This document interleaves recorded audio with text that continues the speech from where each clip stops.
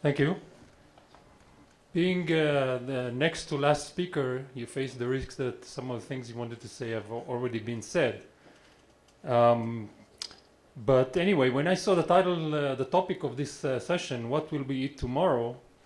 I thought, well, maybe that's not the right title, because for too many people in this world, the question is, will we eat tomorrow, or how much will we eat tomorrow? And it's been discussed here before. There's more than 1 billion people in the world today that are malnourished or hungry. And do we do enough about it? What can we do about it? Why is it so? These are some of the questions that are facing the world of tomorrow. So this is the figure that was put up by FAO publication about 2 weeks ago. And some years ago, the international community set up a target of halving the number of poor people in the world by 2015. We're not going to be there. We're actually going in the opposite direction. The number of poor people in the world is rising. And let me remind you that just 2.5 years ago, just before the financial crisis, we had a food crisis in the world. And even here in Jerusalem, I think people were standing in line in supermarkets to buy rice, just fearing that will disappear from the shelves in a few hours. And now it's kind of, we're not talking too much about it because now, the banks are failing. That's more important. But still, the food crisis is not over yet. It's been a sign on it's the words are on the wall. It can come back. Did we do enough to stop it? Probably not. We need to do some more. So let me describe in very short words the food crisis that we experienced and try to say what we need to do in order to prevent it from reoccurring. Now, if you look at supply and demand for food in the world, it's more or less adequate, as has been said before. There's enough food in the world, but it's not being distributed properly. It's not coming to the right places. So the system is not right. And the system creates shortages that can be short-term, but could have adverse effects on certain populations. So why is demand for food rising? It's not only the population of the world is rising, but also population becoming richer. And especially if you look at high-growth countries like China and India that have experienced growth rates of about 10% per year in the last decade, the people are moving to the cities, people are becoming richer, they start consume not only more food, but more processed food. And more processed food needs more, it's actually a waste of calories when you process food. So that increases the demand for food in the world. Also, we have problems of supply. The problem of supply is, first of all, with urbanization. Urbanization takes away some of the most fertile land that is around for agriculture. But also, we have the biological fuels that put tough competition for agricultural land in the world. And not coincidentally, the food crisis occurred at the same time with a rise in gas prices, in oil prices.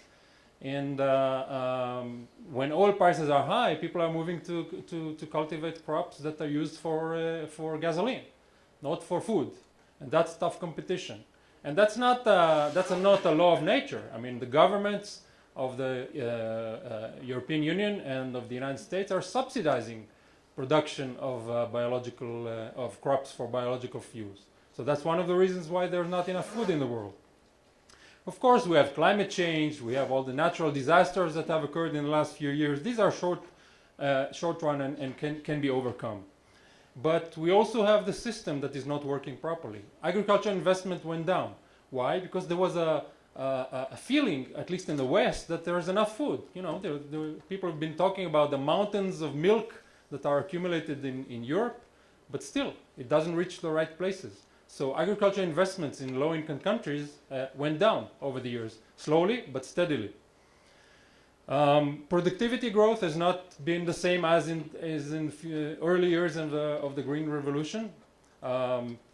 Research and development has been not sufficiently promoted by governments and by international organizations.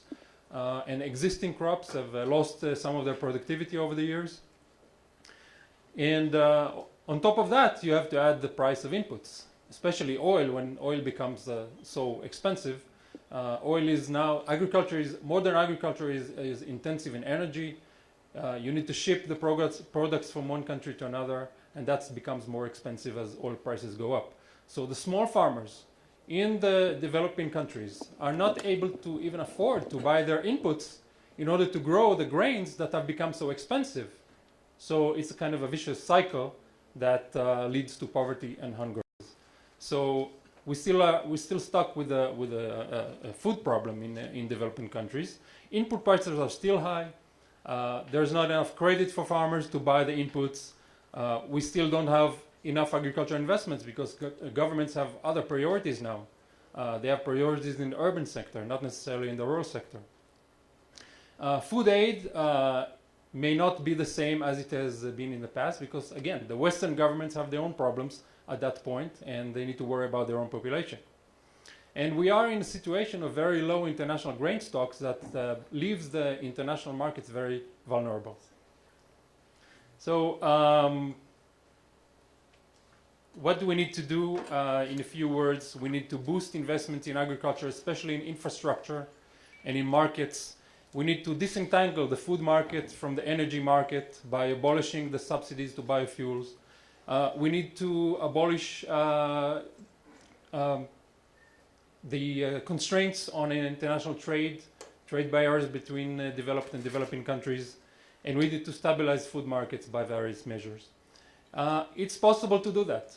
I've been in Angola a few months ago, and I've seen an agriculture investment project that is originated in Israel, built by Israelis, operated by Israelis, and now transferred to the Angolans themselves. It's a miracle. You have to be there to see that. It's possible. Technology is available. The only thing is to bring it to the right places and to give it to the right people. And I want to say something at the end that is a little bit more controversial. Population control. Okay? Take it with you. We're eating our own planet. We have to do something about population. Thank you.